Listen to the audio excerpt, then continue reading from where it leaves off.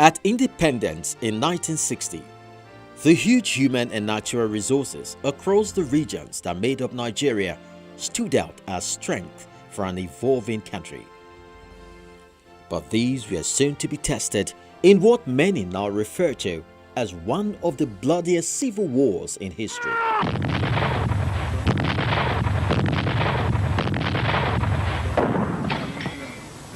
January 15, 1966 comes a twist that upset the peace in the Nigerian military circle, with some young officers led by Major Chukwuma Kaduna Nzogu, an Igbo officer from present-day Okpanam in Delta State, staging a coup d'etat against the then civilian government, killing dozens of people, including the Prime Minister of Nigeria, Tafawa Balewa, many senior politicians, senior army officers, many of them from the north.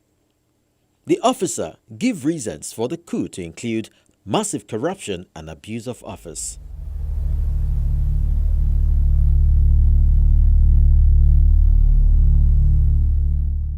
General Johnson Aguiyi Ironsi, who was the most ranking military officer, then assumes office. July 1966, the counter-coup which cut short the regime of General Ironsi and then the emergence of Lieutenant Colonel Yakubu Gowon.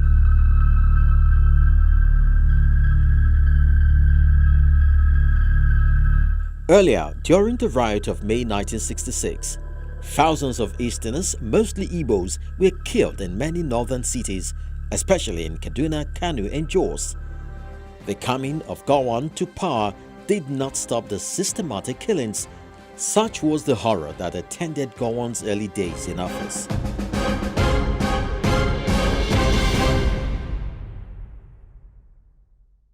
By the end of 1966, thousands of refugees who were pouring into the east returned with tales of horror. A decision was then taken that soldiers and civilians should return to their region of origin.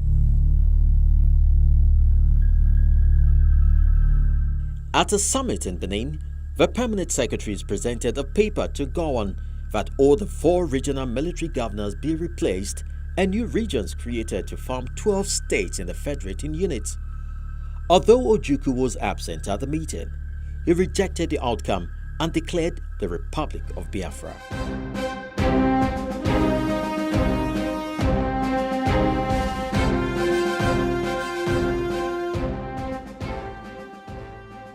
The war just didn't start like that. There were stages. Things were happening, and then there were a number of conferences trying to stop it. But instead of getting better, it was getting worse. And there was preparation for war on both sides. We all knew this. And when it broke out,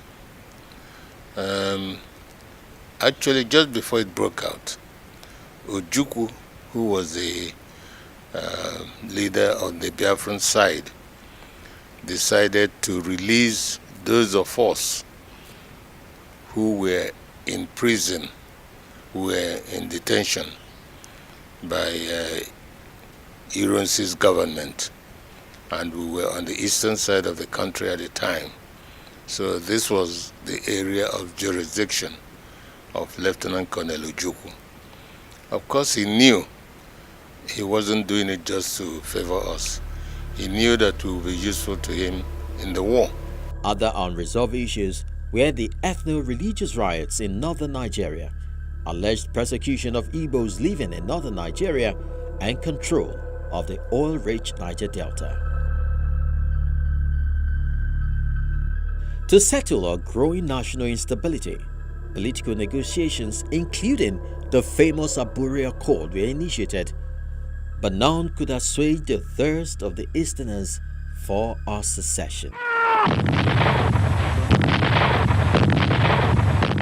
Various political attempts were made to solve the problem, going even to Aburi, meeting, the disagreement there, which really came about the interpretation what Aburi meant.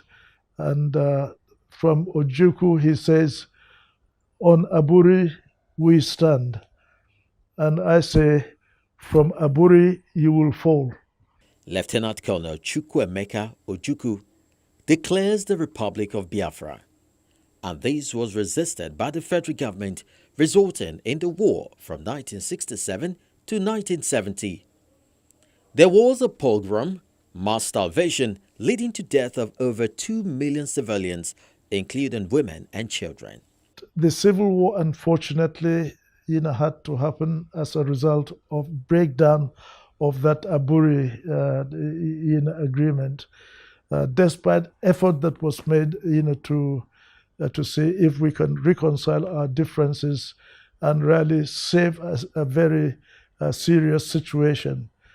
But it got to the stage whereby Ojukwu, got his constituent assembly to give him the go-ahead to break away from Nigeria.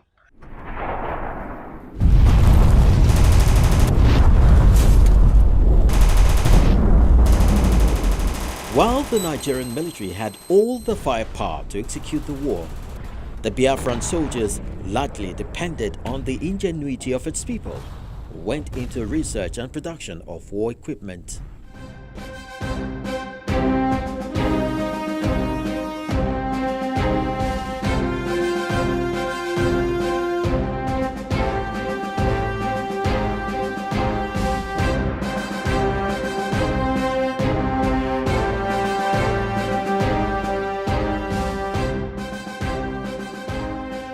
I was selected to be one of those to join research production. Professor Pius Okeke, was in physics. He's a nuclear physicist. He retired. He was selected also, and then one professor there is an energy specialist. Three of us were all who I remember who were selected to work with research and production as students. So most of us, I was there. I was part of the team that produced all the bombs, all the rockets, all those equipments. There was another team that was producing armored vehicles. So they are producing armored vehicles. We use a caterpillar. This tractor. This is a caterpillar that runs on wheel to produce armored vehicles. So Biafra produced all these equipments, and then we were able to sustain the war for that period of time. The Eva Valley headquarters of research and production, also known as PRODA, had the best hands, some of whom came from the University of Nigeria, Nsukka. 78-year-old Emeka Onyiso, who witnessed the war, sheds light on how they operated. It will surprise you what they were able to accomplish. One of the most outstanding accomplishments was what was branded Obunigwe. I'm sure you must have heard about it. And various other things. Obunigwe is a cone-shaped, sometimes cylindrical cluster bomb that disperses shrapnel with percussion. They even went as far as not only making these bombs, but providing guidance for quite some distance. And that's not a joke. That's not a joke within the short time they had to make them and use them. We had no option other than to refine crude petroleum for movement. Movement inside Biafra was maintained because our people were able to refine petrol into gas and petrol and the rest of it. The major operational base, the famous Ojukwu Bunker and the Voice of Biafra, now houses the National War Museum. We're housing some of the relics of the Civil War, including the very famous Obunigwe. In the army section, you have the armored cars. Then at the annex is the Obunigwe. The mass killer, two of them flying Obunigwe and is sitting place. Then these armored cars, majority of them were manufactured by the defunct Biafra. Then some of them were captured by the Nigerians or by the Biafran during the war course, even including the one they captured at Uguta, they call Uguta Boy, and even the gunboat they sunk at Uguta Lake, which is still there. we made a platform to exhibit it until it's brought.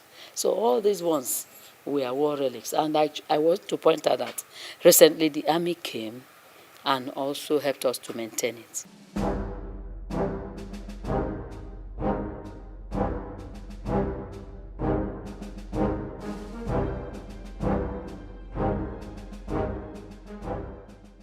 Though the museum now wears a toga commemorating a peaceful and unified Nigeria, our tour shows the magnitude of effort put in by the Biafrans towards self-actualization.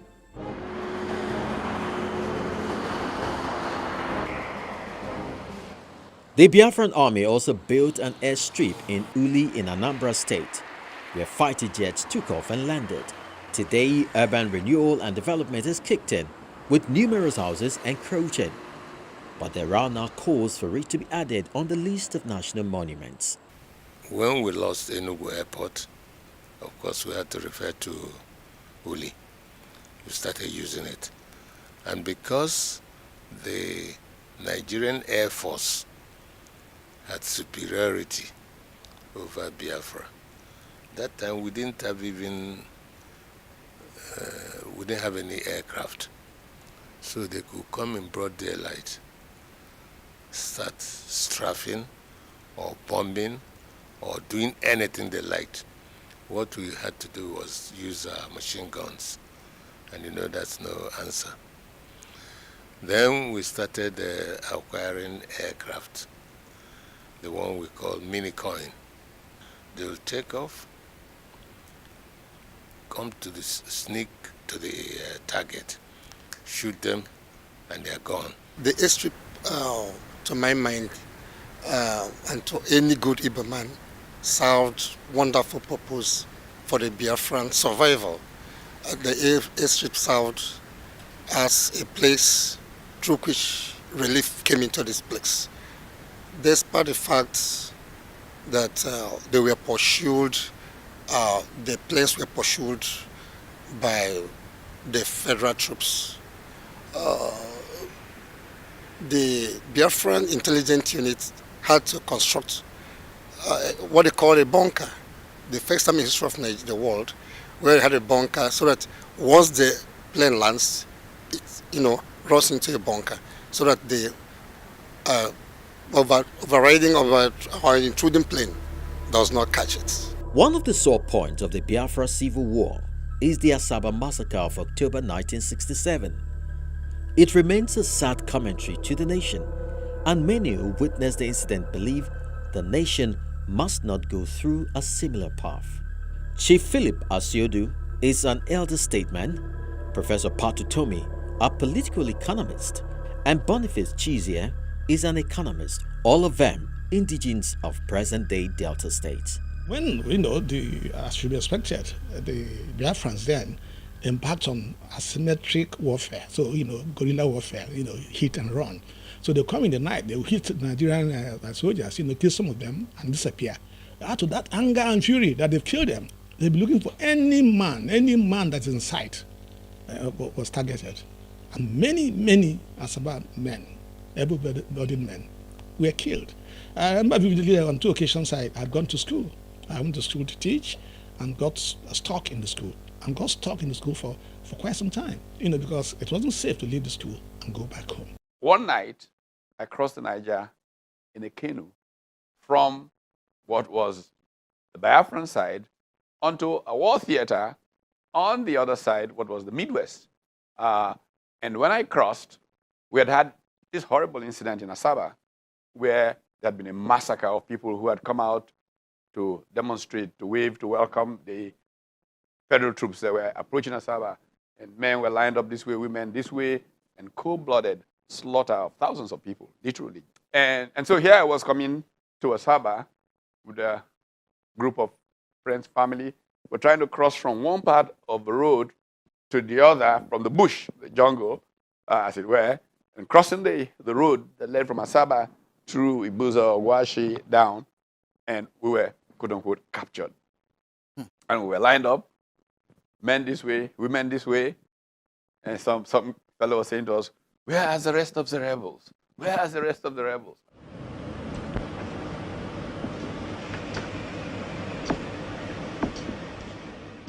The war ends in 1970 with General Gowon declaring no victor, no vanquished, and instituted what he termed the 3 R's: rehabilitation, reconstruction, and reconciliation. Felicitation. Hello, Your Excellency. Glad to see you again. My pleasure. How are you? Very well indeed. Glad to see you again.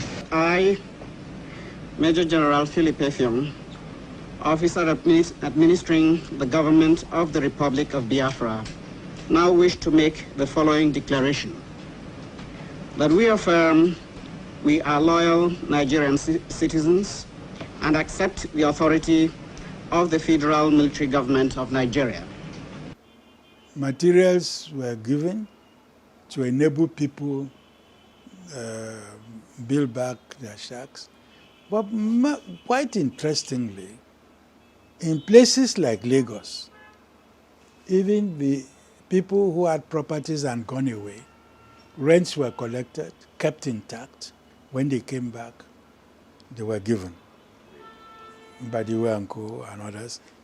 It's only in Port Harcourt, unfortunately, that they did these abandoned properties and took over people's properties. And you know, the Igbos had developed much of Port Harcourt. That was very, very unfortunate.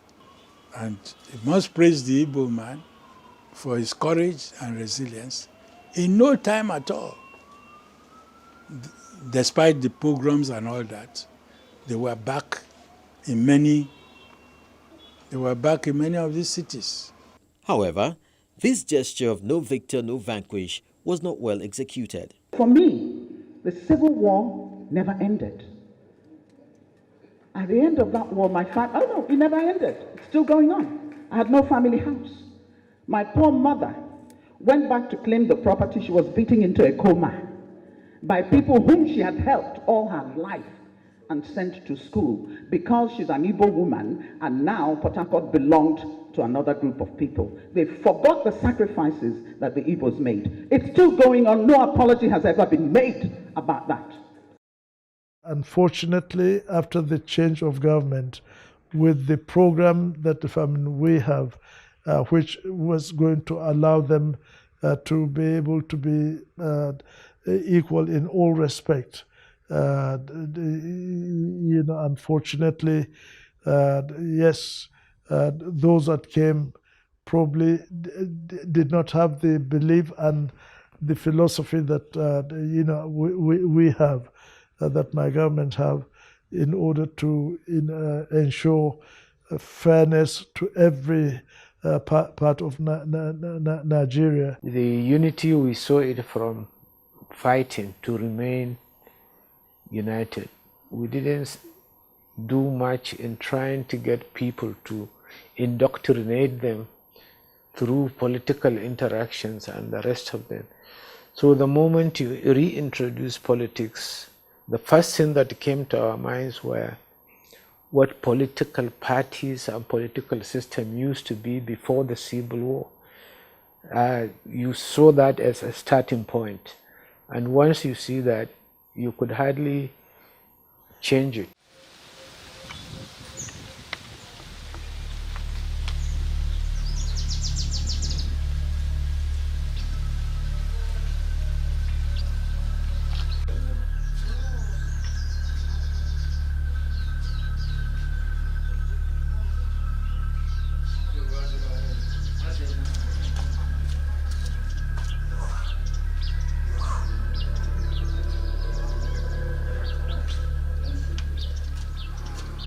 Some of the combatants and commentators believe that not much has been done in the reconciliation and reintegration process. How can I forget the past in this condition? Hunger is a disease. I have no food to eat. I will always tell my children this story for the sake of posterity. Yes. They promised to pay us some compensation. They even asked us to register for it, but nothing has happened since then. They call for a robust political inclusion and infrastructure development in the southeast, amongst others. It's now 50 years after the war, and the reason for the war are still with us. All we are saying is that those issues that made our fathers go for war should be addressed.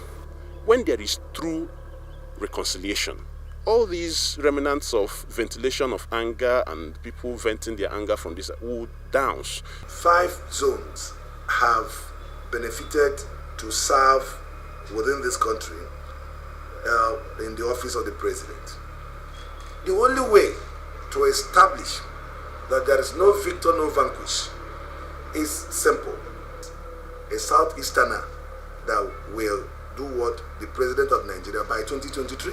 The people from Biafra, people from the southern region of Nigeria have been calling for roundtable discussion so that we can renegotiate Nigeria. We can discuss about our future as a people.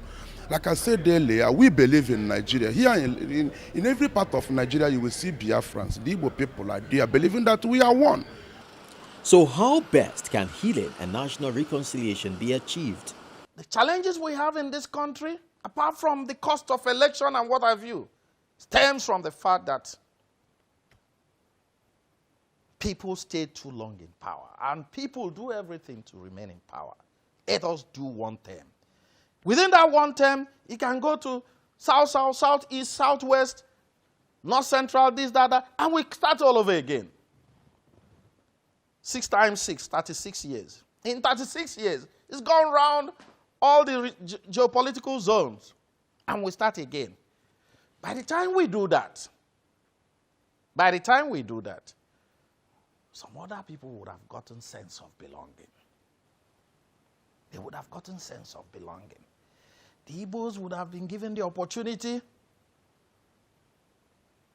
to test power and then let them now decide whether they want to misuse power and forget about it forever, amongst other things. But give them that opportunity. In 1991, after the return to democracy, Chief Ralph Uwazurike founded the movement for the actualization of the sovereign state of Biafra, MASOB, a group canvassing for the secession and sovereignty of eastern Nigeria.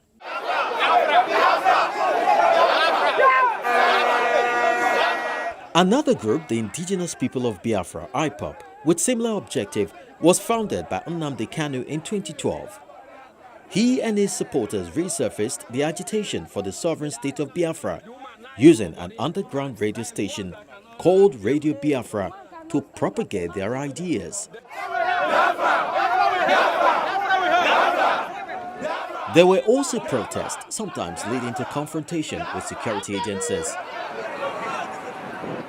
In one of the face-off the group had with security agencies in his father's house in Oka, Anambra State, some persons sustained injuries, but government came out strong to deny the allegations, claiming that the group constantly violated the constitution. Eventually, the group was declared a terrorist group and then proscribed. The group has not stopped its agitation, as they now operate more using social media. For him. At the recent Never Again conference, some key suggestions on how to forge closer unity among ethnic nationalities in Nigeria were mooted. Many believe that there is need to address the issue of fairness and proper integration of the people from the southeast. Nigerians have to reflect on the road we have passed. For example, the proposition can be made that we went to war because there was a failure of leadership. And in saying that, I will remind us that the 3 regions were really doing very well. The critical question is, why does Nigeria wobble so badly in spite of experience that should be driving it forward, and what can be done about it? I think we can list the reasons to include 1, a mistaken view that Nigeria is about how much you can extract from the national cake. A cake to eat makes poor tomorrow, but producing makes rich always. There is a duty that each and every one of us has. It is the duty to believe that it can be different, and that if we can dream it, we can make it happen. We are already in a crisis. If we in our sober deference to reality, find that we can no longer hold together as one country, then let us together peacefully find a rational solution. And let us never again plunge into any kind of war among us. The leadership, on whichever side, is about to repeat, yet again, the ultimate folly of sacrificing 2.5 million lives on the altar of absolutes, any absolute whatsoever. We should borrow that African-American credo, paint them on prayer scrolls, flood the skies in their millions with kites bearing that inscription, and balloons that read very simply, African lives matter. Another issue raised is the need for the present leadership to consider merits in appointments as a way of national reconciliation. By now, there is no ethnic group, there is no group in Nigeria that does not have very qualified persons. We should go back to merit. We should go back to merit in addressing issues. The idea of a geographical disadvantage and it doesn't fly anymore. The entity called Biafra no longer exists as Nigeria has once again become a one united country. But the lessons from this war must always guide the leaders and the citizens of the country in the act of governance, loyalty, and commitment towards upholding the vision of the founding fathers. No part of this country must feel deprived enough that it will have to resort to war. And one way to start is perhaps the issue of constitution review, adoption on merits in appointment, and the issue of Igbo presidency. These may just be a few reasons for the Igbos to feel a sense of belonging.